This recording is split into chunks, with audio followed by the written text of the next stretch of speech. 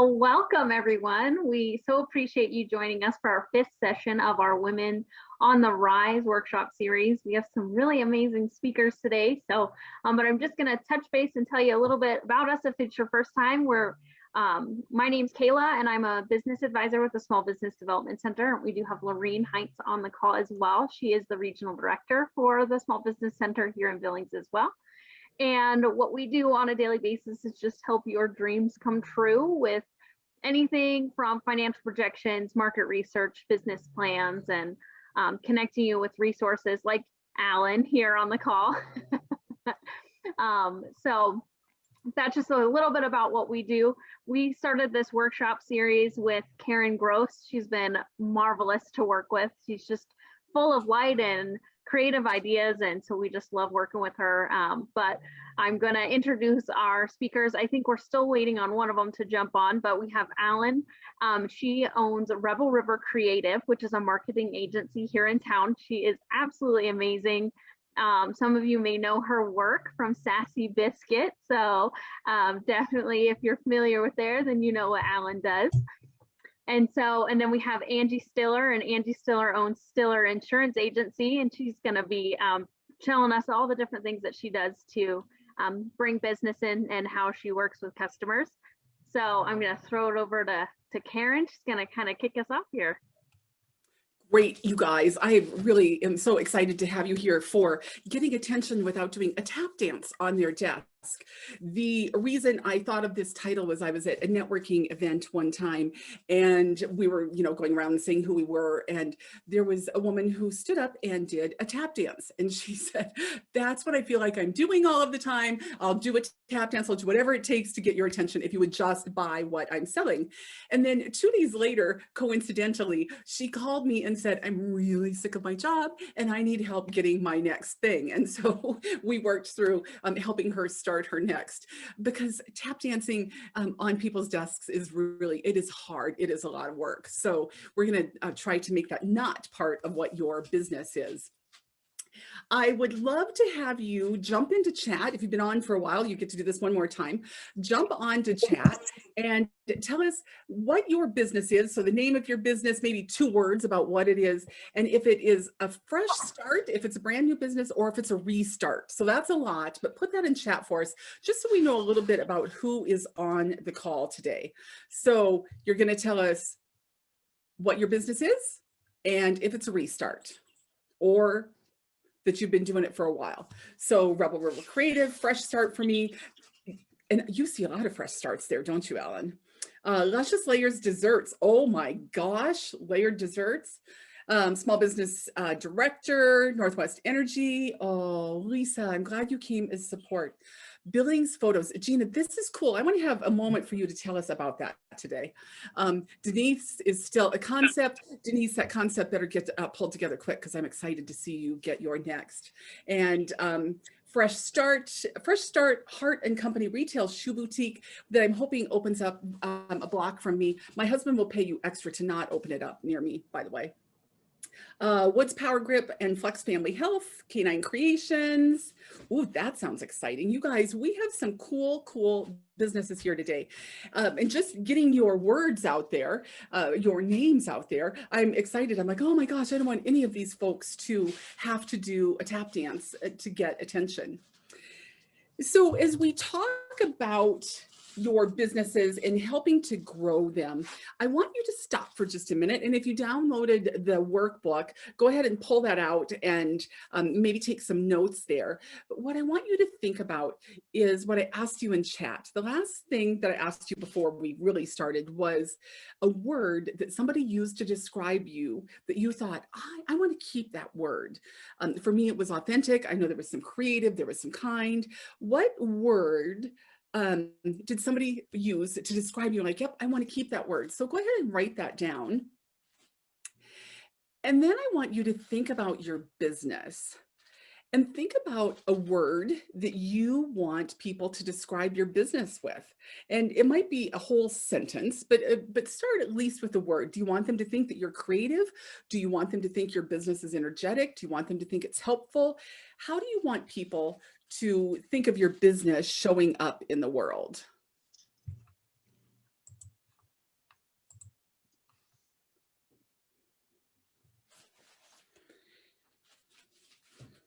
So the reason that I ask you this is that as you are making decisions about who is going to help you with your marketing and what your colors are and how you're showing up in the world and what you want from people, it's very, very important to make sure that all of your messages match who you want to be.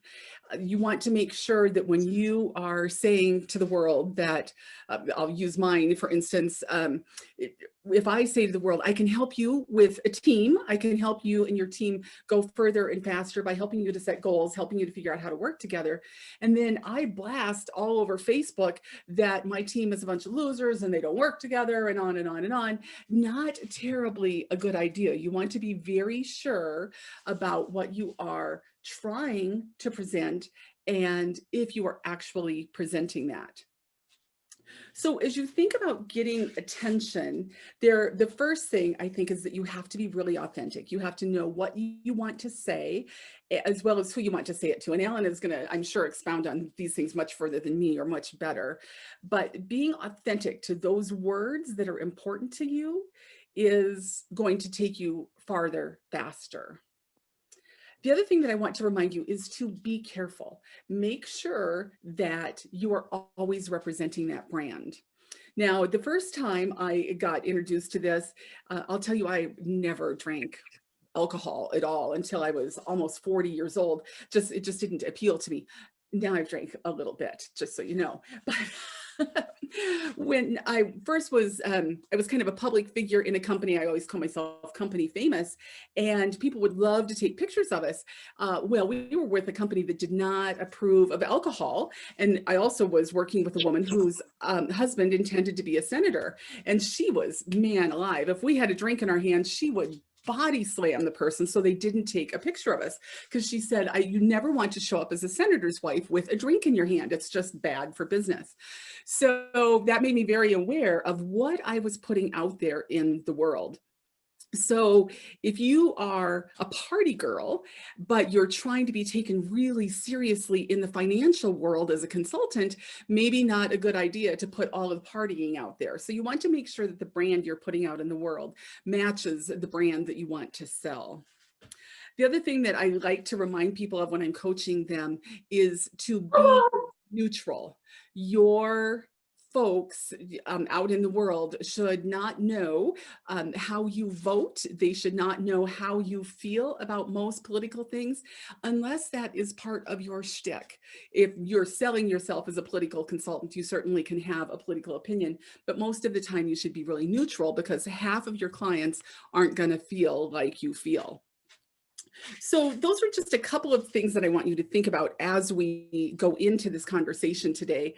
And I'm anxious for you to get to hear from Allyn and Angie, and we have a surprise speaker that's going to pop on here in just a moment too. So Allyn, tell us all about your business, what you do for the world, how you got started, who you are when you show up. Tell us about you. Thanks, Karen. Can you hear me all right? Okay, great. Thank you. I am one of the founding principals of Rebel River Creative. We are a full service agency here, located here in Billings. Our agency does everything from construct websites to new brands, to refurbish or reinvent a brand that needs a freshening, ad campaigns across all channels, digital, traditional, etc., and helping people, much like yourselves, really refine in your own mind who you are, why you are doing what you're doing, what is your passion, how does that underlie and prepare the foundation for moving forward in your new business, or your, if it's a new consulting or a new retail. And sidebar, I will join Karen in saying, I certainly hope that that shoe store opens up as well. And I hope it's nearby. I am downtown. So a little bit about my background. I originally am from North Dakota, but I have been in Montana many years, have moved around. Family was primarily raised here in Billings, and ended up coming back here in my professional life. I spent, previous to Rebel River, I spent about 14 years with the Billings Gazette as the marketing director there. We did a lot of things that the public was probably aware of, including most people knew Magic Magazine, something we did Billings Business. I managed that. We did a lot of collaterals for sales, et cetera. But there was a whole team that behind the scenes in the marketing department, people didn't see what we did.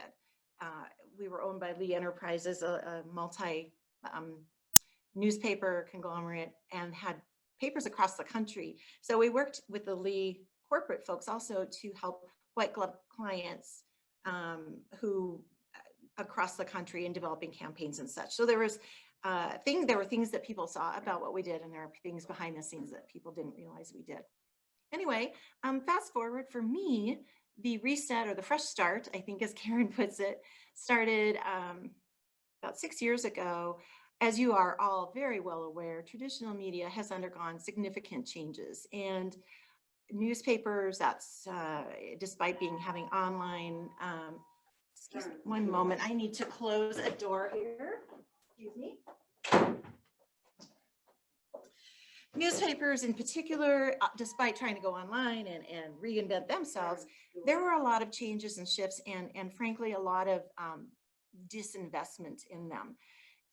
Really, I loved what I did. I loved our team. We produced, I think, great work, but there came a point where I had to ask myself, is this where I want to remain for the rest of my career? And it wasn't an answer that I could instantly have. It was a very thoughtful, provocative question that I really meditated on, thought about, prayed about, talked to wise people who are much wiser than me. And after a while, I realized what was troubling most was I was no longer, with the cuts to the budgets and such, I was not going to be able to do my best work any longer. And that was a game changer for me. I happen to be someone who wants to do the best every time. I tend to be a perfectionist. There is no such thing. So ladies, park your perfectionism. Don't go there. It doesn't work. But you do want to do the best you can. And in that environment, I wasn't going to be able to.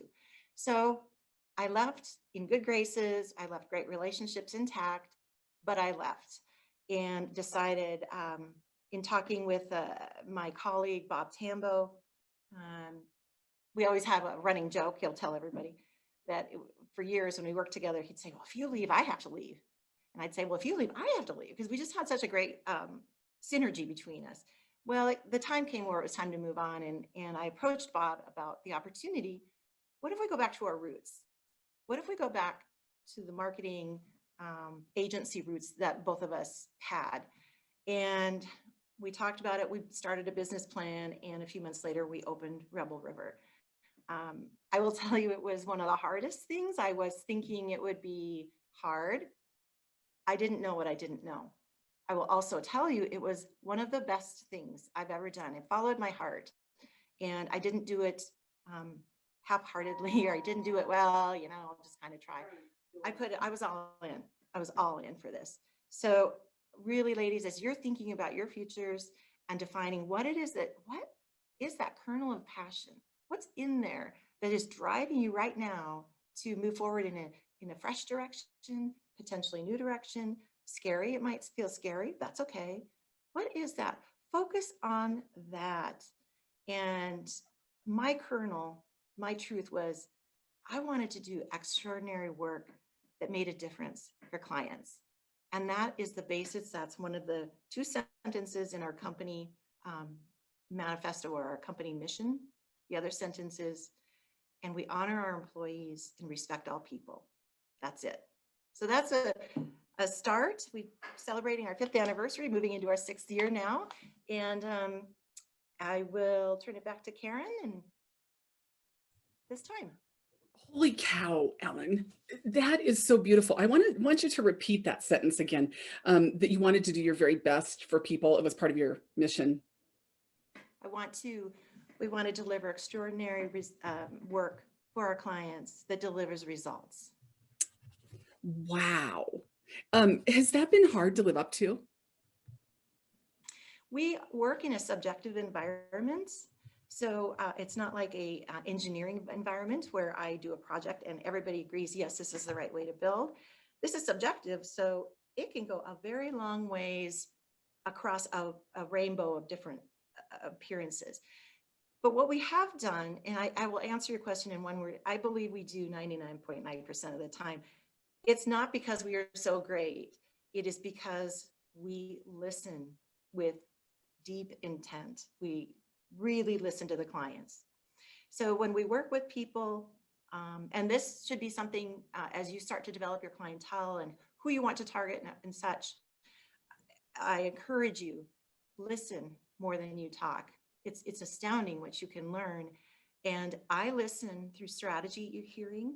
Bob listens through creative. Bonnie listens through digital. People listen. We listen very intently. We hear different things, but they all circle back together to help our clients put definition around their vision and then start to bring that to a reality. So very quickly, our process that we've developed here, and it works super well, is when we first meet with a client, of course, it's information. What are you trying to do? What are you ladies trying to do? Who's your target market? Where's your competition? Where are you positioning yourself within that landscape?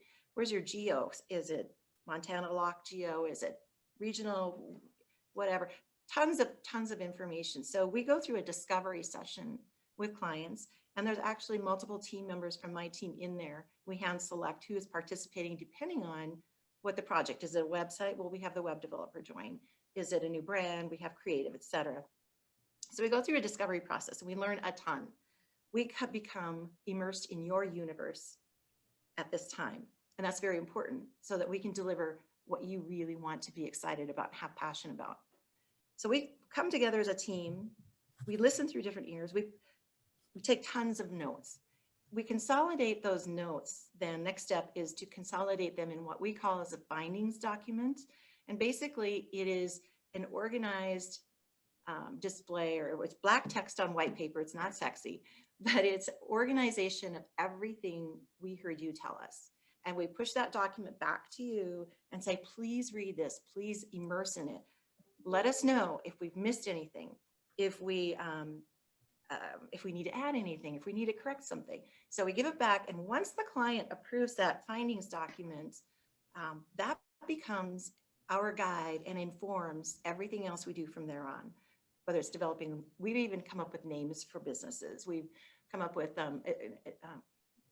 multiple logos, name generation, etc. But that document drives it.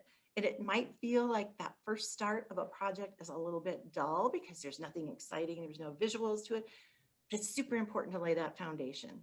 So that's what we do.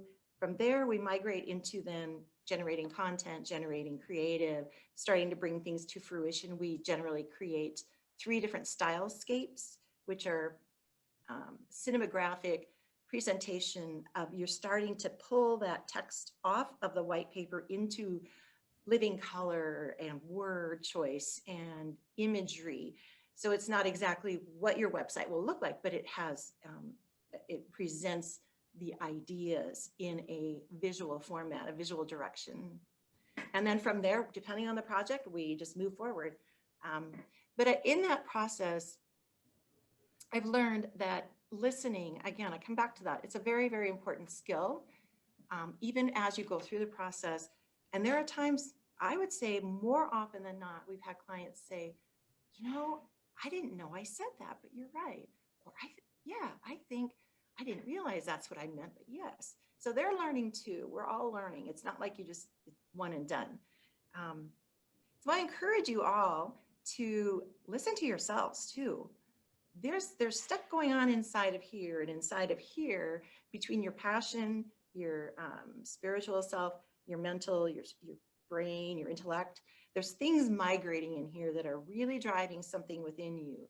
And I encourage you to sit down, maybe journal, really think through that. Nothing, don't judge yourself for thinking or being creative out there in any way. Put it all out there, put it on paper, own it, and it'll start to distill, just like our discovery notes go into the findings, and they start to distill and they start to bring forth a character or a persona for your brand. That's really important, and it's actually kind of fun. Oh my gosh, you make it sound really fun and really an opportunity for the client to get to know themselves a little bit better, right? Yes, Yeah. yes. One of the things, you guys, that people like about me is that I'm very simple. I'm very basic about things. I like to take great big ideas and distill them down into a moment. And Allyn, one of the things that you talked about in there is how hard you listen. And I don't believe I've told this group this story, so I'm going to tell you now. When I was a high-priced business coach for a company, people got to earn their time with me, and I was very full of myself. My head was so big it didn't fit on the screen. And one day I was coaching somebody and telling her exactly how she should run her business. You need to do this and this and this, because I knew that that's what she needed, but she didn't know that's what she needed. And when I finished with the coaching call, I slammed down the phone and I said, she's not fricking going to do what I said anyway.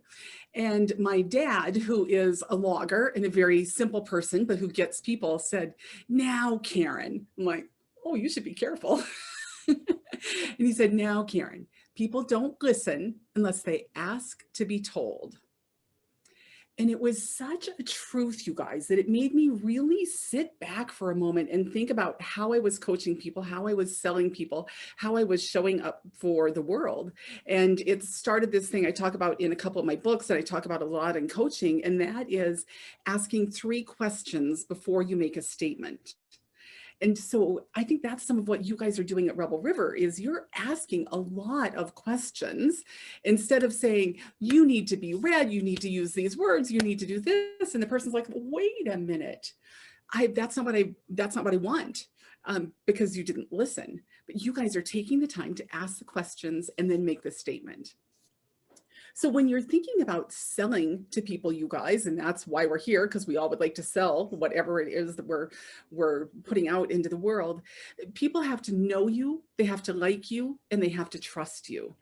And you can speed to those 3 places by asking more questions and then being very careful about what you do with those questions. So if I was sitting down with Allyn and she said, you know, what colors do you think of when you think of your business? And I said, I think of blue because there's water in the name. And if she came back with purple, I wouldn't trust them. So asking more questions is going to help people to know you, to like you, and to trust you. So you can do this with spouses. It is excellent to ask your spouse 3 questions. You should not start with, what were you thinking? That is never a good question to start with. But ask them 3 questions before you launch into why they need to mow the lawn or whatever needs to be done. So that's just, there's so many wonderful things that you said, but that's one tidbit I'd love for you guys to take away from this. So you guys, I have a surprise guest for you. And just like last week, when we had a surprise guest who didn't get any warning, this person's had a little more warning. She's had about 5 minutes warning. So Gina, would you talk to us about what you guys are doing in the world and what it's like being a businesswoman who is expecting a new baby? Right away. Yeah, absolutely. So, hi everyone, I'm Gina Castro-Waller. My day job is my husband and I own Graphic Finesse. We're a boutique branding and creative agency in Billings. And we have a new venture that we've just launched that I mentioned in chat. It's called Billings Photos. It's a stock photo marketplace.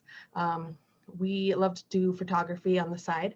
So we realized that we have tons of photos just sitting there in our hard drive, taking up space that we're doing nothing with. And we're like, well, you know, if you've ever tried to sell photography on a stock site, you make maybe $10 on a photo, maybe if you're lucky.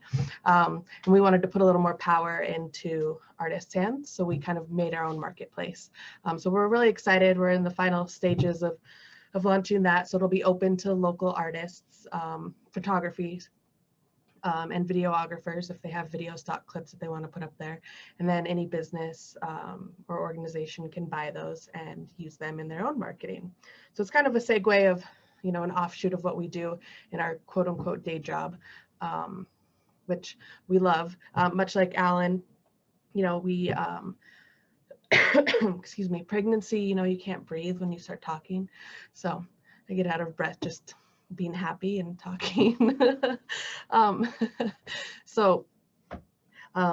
Back to Graphic Finesse for a minute. Our focus is we're really community minded, and that's what we encourage our clients to do as well is find out where your niche is in your community and how you can fill that and how you can expand it and how you can become the person that people think of first for that area. Whether it's a shoe store, you know, what was the name going to be? Heart and Co.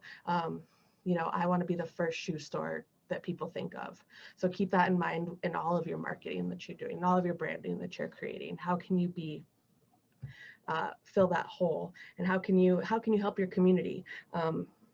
We really strive to give back in Graphic Finesse. We have an annual giving campaign that we partner with a nonprofit, and we provide work for them. It's a really fun project that we do, and it's really helps. You know, it works for us. It's marketing for us, to be fair to everybody, but it works for the nonprofit because it's something that they typically need, whether that's a logo, you know, some language to go with their logo, a video, anything like that. What else? I was trying to write down some things based on what Allyn was saying, so I didn't repeat everything because we do similar things. Also, we're big fans of being scrappy. Sometimes you have time or money. You don't always have both as a new business owner. And so we really advocate for teaching our clients how to do things on their own with our help. You know, we'll create some assets for you, but we're not going to sell you on advertising that we think you're capable of doing yourself, because sometimes you don't have the money for that, but you have the time to learn how to do that. So we advocate strongly for our clients to get their hands dirty and get a little scrappy. Excellent. My gosh, Gina, thank you for popping in and giving us all of that information. Lorene, I know you have a couple of things that you want to talk about, helping people to get attention. What are some things that you tell the clients or your clients when you're setting up business plans with them and talking about their business at SBDC? Oh, man. Well, you know, it used to be location, location, location. That used to be a really big thing about your business. And if you are having a retail store, that is a storefront, that is really important. But I believe what you said, being authentic about what you are selling, being really clear and truthful about what your business is. I guess I'm going to divert a little bit back to my former life. I had a retail business, a women's dress store for 16 years. And my clients trust me. Trust is really important. When somebody came in and tried on some clothes and something really did not look good on them, you have to be really careful. You have to listen, number one, to, again, listening is so important, to what they want and what it's for. And you have to be aware of body shapes. You have to be aware of personalities, of colors that look good on them, and not to just say, oh man, that is not a very good outfit for you. You can always say it in a really kind way, is like, oh, I really like this other one better on you. It's more flattering or whatever. Because if they go out, if you just sell them to sell them something, and they go out and somebody else is like, where in the world did you get that? You know, somebody that's truthful to them said, where did you get that? That looks horrible on you.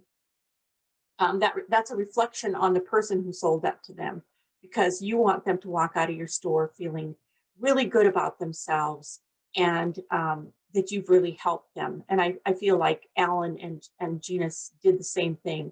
You're trying to be authentic with them and selling them something that makes a statement for their business. So that's kind of how I work with our clients as SBDC clients. We don't want to just give you something and tell you everything is great and wonderful. Sometimes we have to tell the truth, but we try to do it in a kind way. And how can we do things better? How can we make this business work? What kind of changes could you do if this doesn't look like it's going to cash flow?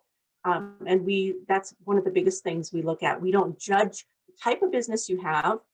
We put the numbers into the spreadsheet, and the spreadsheet kind of tells the story of what's going to happen. And so we try not to be judgmental on that either, but we don't want people to make bad choices. And like my business that I bought, we ended up mortgaging our house to buy the business.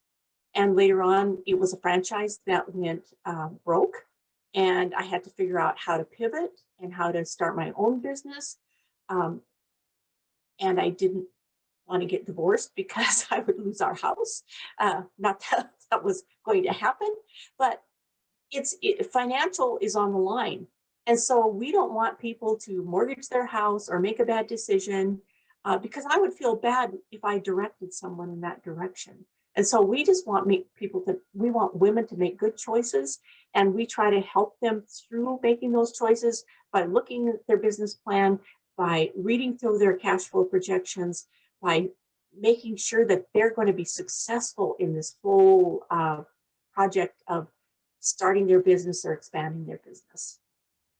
Excellent, Lorene. Thank you so very much. I'm going to go back to one of the points you made early on about selling them an outfit that didn't look good. I was in Nordstrom one time in Minneapolis, which I frequented a lot because I flew through Minneapolis a ton.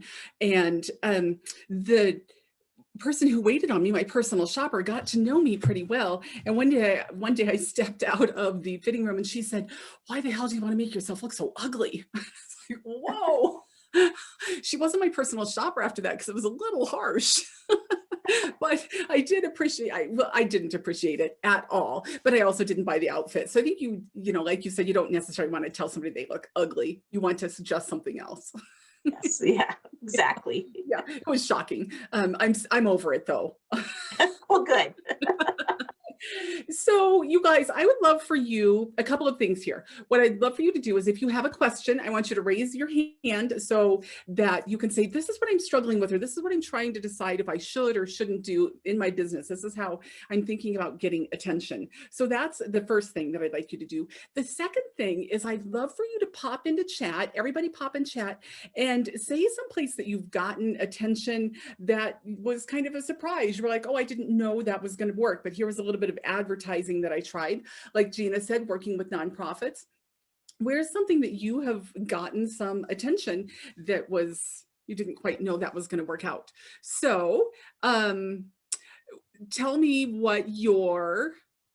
who's got a question for this group of people, and then also go and chat and tell us a place that you've gotten good attention. So who has a question about getting attention for your business?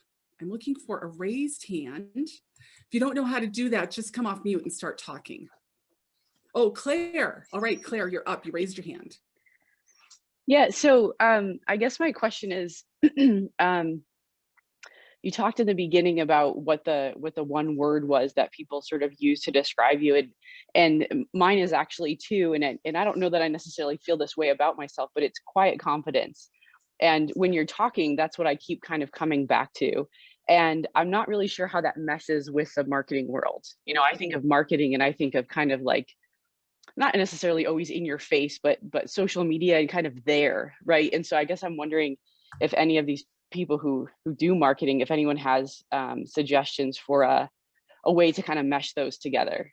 Oh my gosh, Claire, to be called quietly confident is so huge. That is beautiful.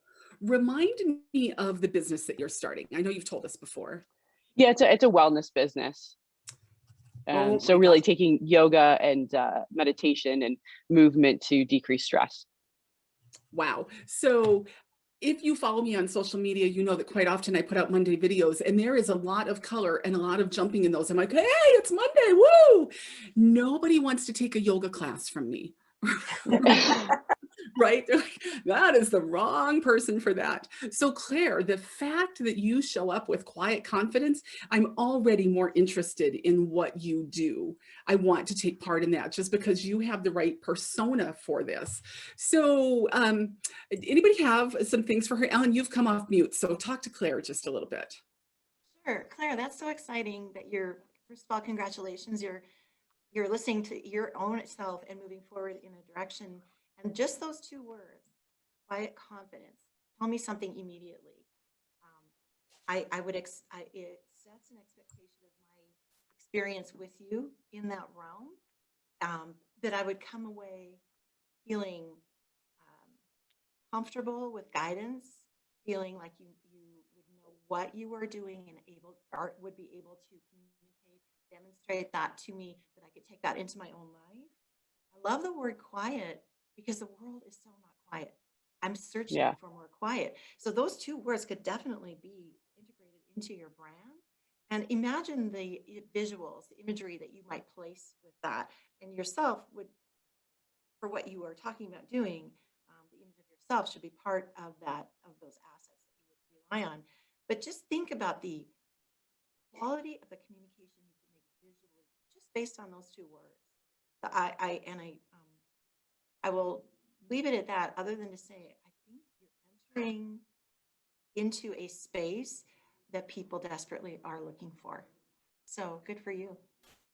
Nice.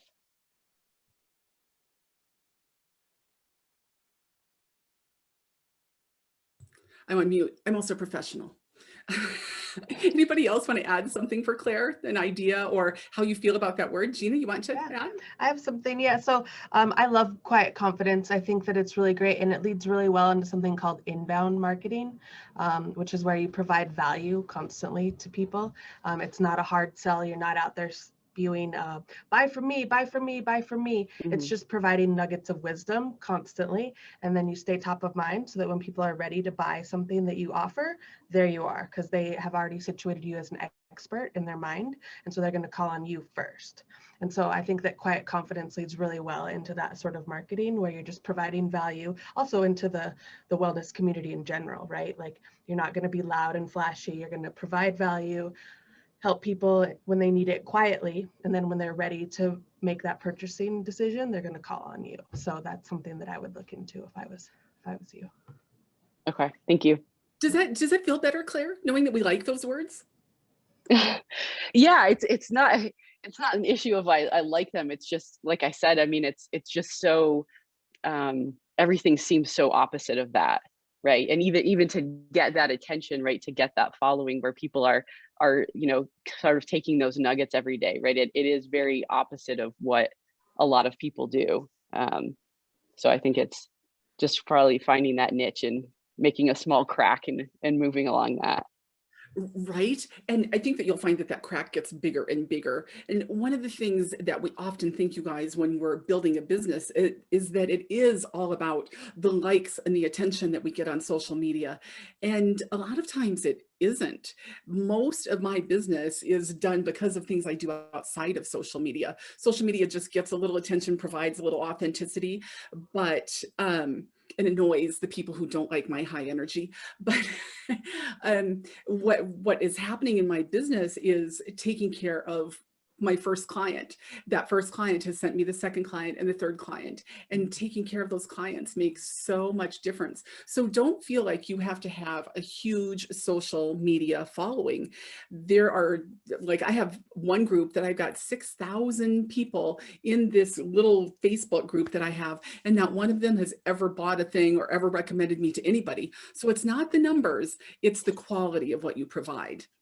And it's often the quality of what you provide outside of social media. And Allyn, I kind of saw you shaking your head. Yes. Are you agreeing with that? I do. Yeah. Yeah. Okay. So Claire, don't worry about how many people like your videos. Worry about how many people buy your services. Can I add something real quick? Sure, please.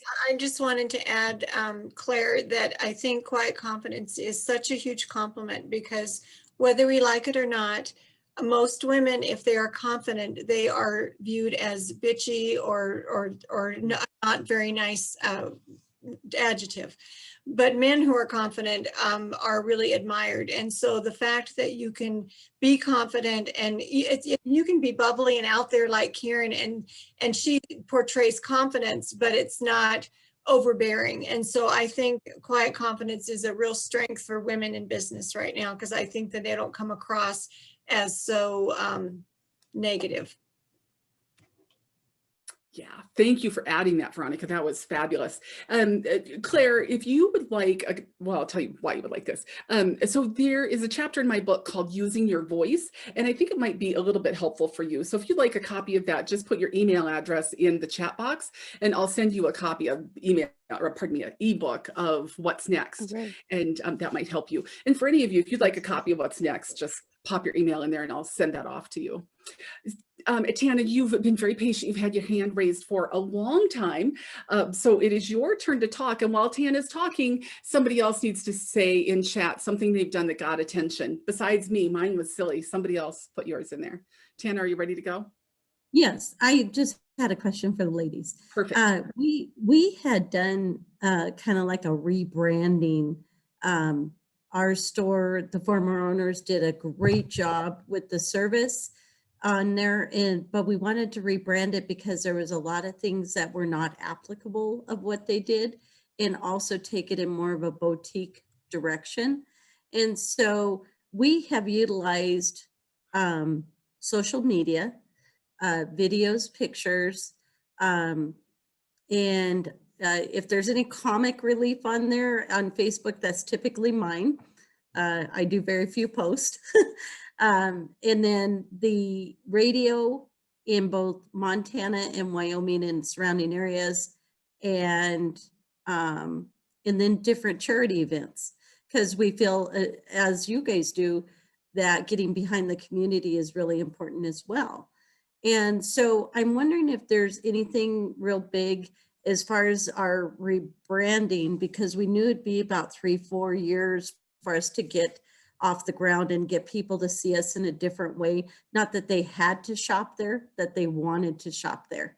And so is there anything that you ladies, just knowing that little bit about us, that you would make a suggestion of anything that we could possibly look into to really express, our newly remodeled store, our bras for everybody, not just mastectomy, and undergarments and all that type of thing? Is there something that I'm missing that maybe we should be looking into?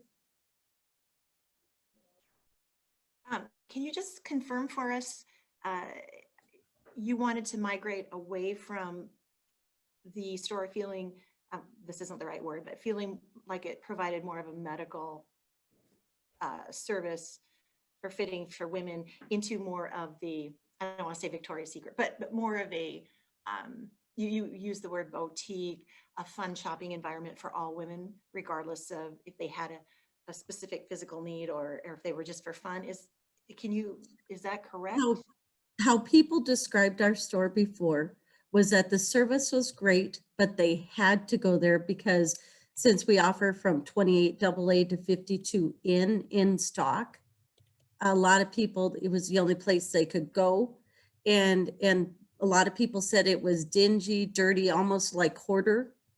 And so what we did is we made it into a boutique, and we cleaned it out, and we took out any of the bras that weren't doing their jobs or products that weren't working. And we brought new products in and kept the old favorites. So we just kind of breathed new life into it and kind of took it into a different direction to build on the great premises of service that we were given. And in your advertising or on social media, what words do you use do you have a tagline or words you use to convey that new, evoke that new image out there? We talk about, even though it's been a year now, we'll say our newly remodeled store, come in and see our boutique, come have a fit is our tagline. Hashtag love my bra, TLC love my bra, or something like that. I think it's love my bra TLC or something like that. Tagline that we put on everything. And we've tried to be very, I don't like to be in front of the camera. So we do try to do videos every now and then, but I always feel like I come off as a goofball. So I try to avoid that as much as possible.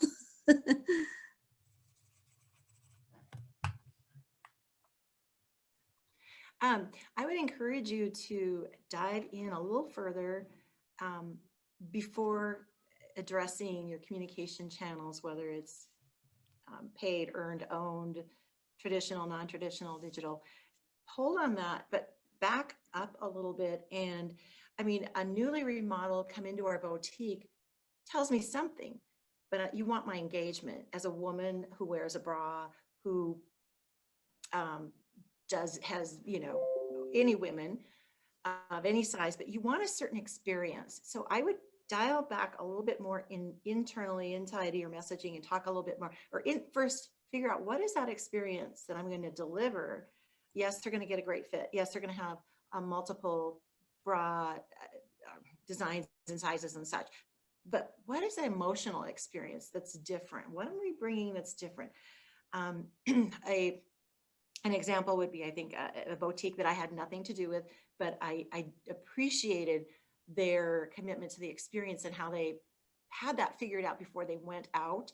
Was and it's now not here, but it was called Bottega, and there was a certain experience that women who shop there understood they would have, from a mimosa when you walked in the door to the type of personal, very, very high touch personal experience, but not hard sales. You also knew you were walking into an environment that had more high priced clothing. The price point started, it was a Nordstrom value, not a Walmart value. It's important to know that distinction. It's okay to be either one. Just choose your level and be true to that. But I think I would just encourage you, before you went out back into your marketing mix, come back with really a firm idea of what that experience is that you're offering that's unique, and use words to describe it that make me want to come and have that experience. To start, I think that would help bring a further differentiation from the previous owners to what you're trying to do here. Thank you. That is fantastic advice. Wow. I'm so glad that you were here to help with that, Ellen. One of the things that I thought about as you were asking the question, Tana, and you said that you don't like to be in front of the camera. I don't think every business needs to have somebody in front of the camera. As a matter of fact, if you're not good in front of the camera, don't get in front of the camera, because that will turn off a lot of people, especially in this world where cameras are part of our life. People have a higher expectation, so trust yourself. I will tell you that I just bought some new cosmetics because of an ad that ran in front of a YouTube video I was going to do, and they're called Boom Cosmetics, and they market to people over 50, and there is not one scripted video by Boom Cosmetics. It is all ambassadors, and it is all women who've just gotten out of the shower, and they use their cosmetics to put them on. So they've used, you know, just people to do their marketing, and holy cow, is it working? It's working so much that I was like, oh my gosh, I've got to have this, and paid extra for the shipping so that I could, you know, the shipping was almost as much as the product. And then when I got it, my husband said, you look like Picasso. But it's getting better. So you don't have to be the one in front of the camera. You guys, I see that Denise has her hand up. I'm going to come around to you in just a second, Denise. The next thing that I thought of as you were talking, and it's not because you do it, but it is so typical when we are excited about our products to pitch too soon. And that is, you know, we just jump in and we're like, oh my gosh, you've got to, you know, hear about what I'm doing because my little gizmo is going to change the world. I would tell you to just take a step back. That would be tap dancing on somebody's desk. If you're just like, oh my gosh, you've got to hear about this. You need to make sure that they're ready to hear about it just a little bit. Ask some questions, comment on their posts before you pitch to them in a message, that type of thing. Just back up just a little bit and know that they're interested in what you're offering. And really good agencies like Rebel River can help you to do that, to be pitching to people at the right time. Denise, jump on, tell us what your question is. So you are on mute, Denise. You sound so, you look good though. No, you lowered your hand.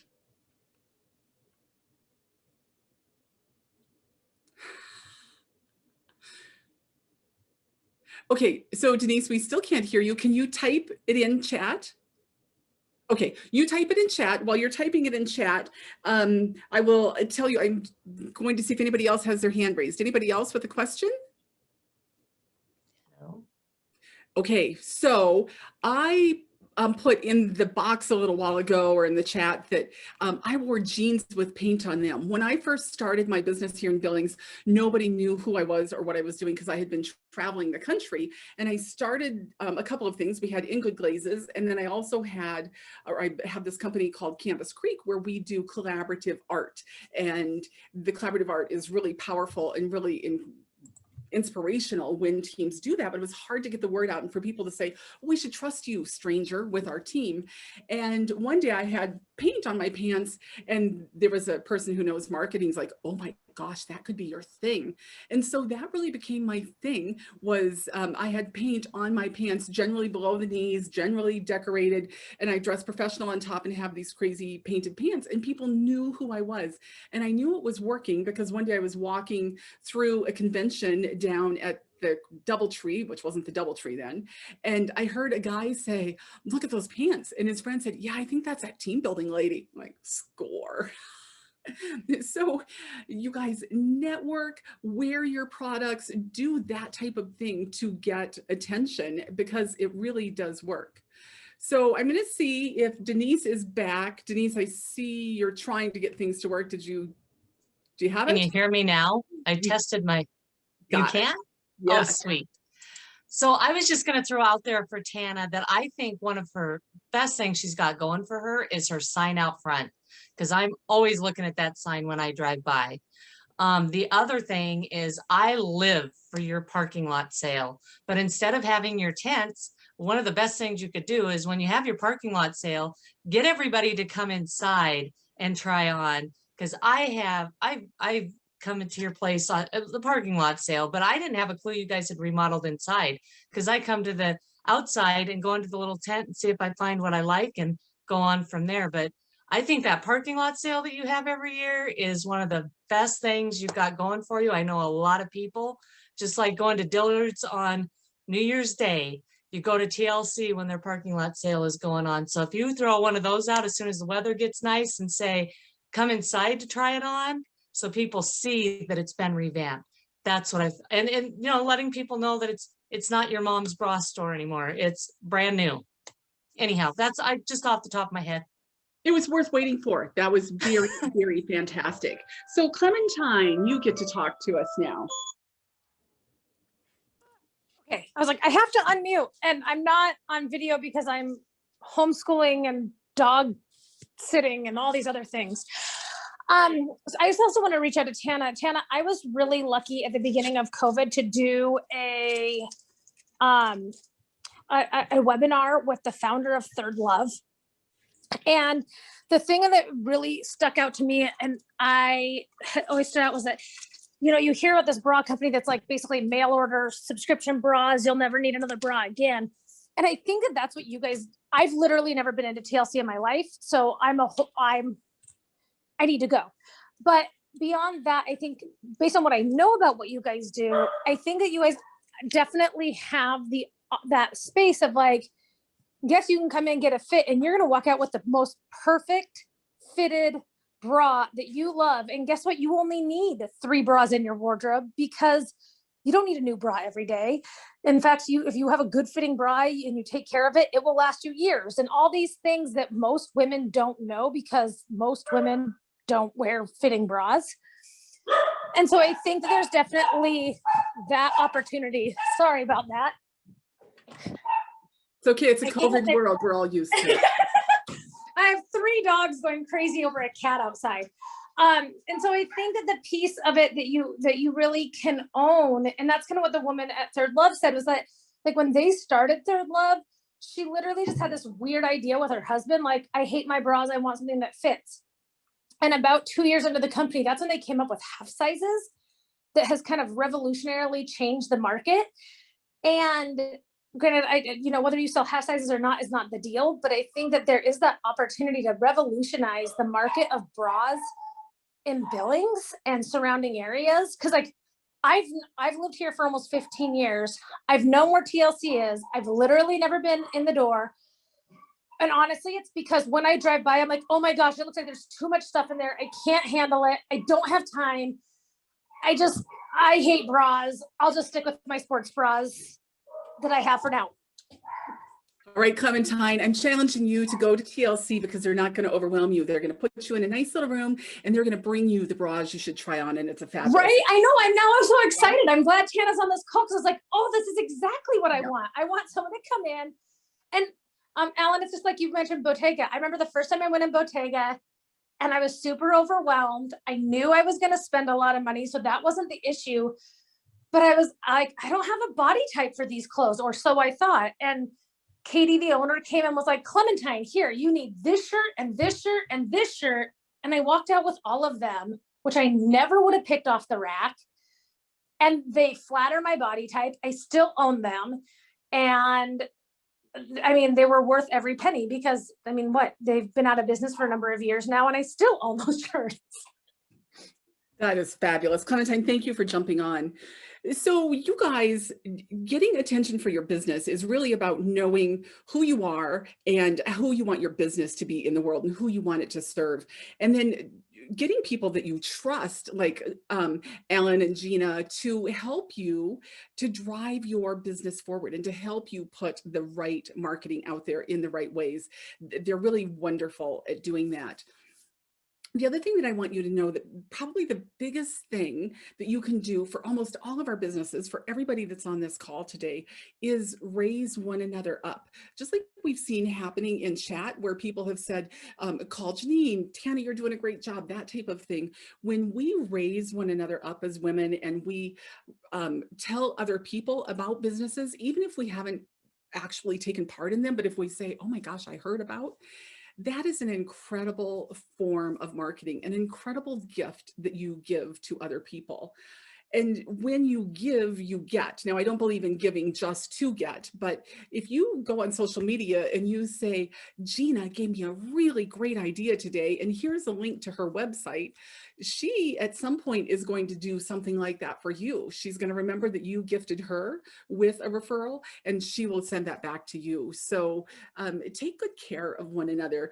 We really need that in the world, just helping one another raise our businesses and to have one another's backs. So thank you guys for being on this call. Is there any last question or comment right here at 1 minute after the hour? But any last question or comment? Looks like Christy. Yeah, Christy, go ahead. Okay, I just, I have a couple different businesses.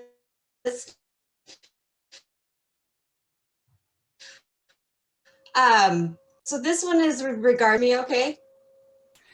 You're breaking up a little bit. Try to keep going. Okay. So I've had my bookkeeping business for about 10 years now, and all of my clients have pretty much come word of mouth. I've done a little bit of marketing here and there, but not a ton. But this last year, with the economy changing and all the craziness that's going on, I have lost quite a few clients already. So now I'm going, oh my gosh, I need to look more in depth at marketing. I live in a very rural area, just south of Billings, kind of over by Joliet Red Lodge area. We've been here for about 7 years now, and it is very much a good old boys club.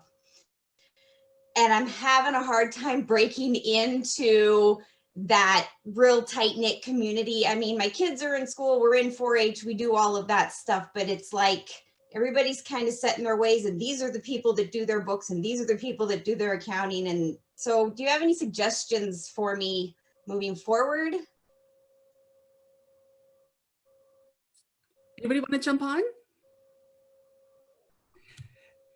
I would just, and I know we're running late, but Christy, maybe sit back and reflect and actually write down what it is you deliver as a suite of services, the clientele that you had previous to COVID, the clients that exited, and if you can identify why, it likely has nothing to do with the quality of your service, there's something else going on, but really break that out and then look at your priority clients, whether they have stepped out or if they're still on your list. What are the commonalities of those? What are your list of services, and how your particular suite of services is serving your priority clients? And see if there's not something you can self-identify that breaks you apart from your competition, It's probably there. I'm just going to guess it's there. It is, numbers are numbers. I realize that, but you're a different personality. You probably perform a service differently. Maybe there's more flexibility. Whatever that is in your universe, I don't know, but really drill into that, find your differentials, and then begin to still build your story of why people will want to do business with you based on what you deliver that is different. And you may also want to review your I call it a geolock. Are you just doing folks in that area? Are you willing to branch into the Billings area, small businesses here? I don't know what your geo is, but you may look at expanding, looking at your footprint, if that makes sense for you to expand. So yeah, the universe has changed. It takes a little homework to divine what your differentials are, but it's certainly worth doing that. And it's a good time to do that. We've had to do that too during things changed even in our world and universe. I think it did for everyone. So it's a good time to sit down and kind of break things apart and look for those commonalities, or sometimes it's a good time to fire clients. Forgive me for saying it that bluntly, but there are times when a client isn't a good fit. So you may take a look at that list as well, and just what is working best for you? How are you different? Bring that together in a narrative, build your story, and go from there. Beautiful advice. Christy, I will also just give you a little bit of encouragement that people are consistently looking for good bookkeepers. Several of my clients are looking for bookkeepers now. So just get the word out there. And like Allyn said, who you like to work with, that type of thing. But there are people who need your services. So don't despair. And it's the bookkeeper for one of the businesses that I work with is in Missoula, and our business is in Livingston. So don't let your geographics limit where you are. So you guys, you have stuck with us through a very long call. I appreciate your doing that. Feel free to email us if you have a question, but thank you so much for being on this call and for helping one another to have better businesses. We really do want to help women rise up and be strong entrepreneurs. So Kayla, Lorene, thanks for your support here.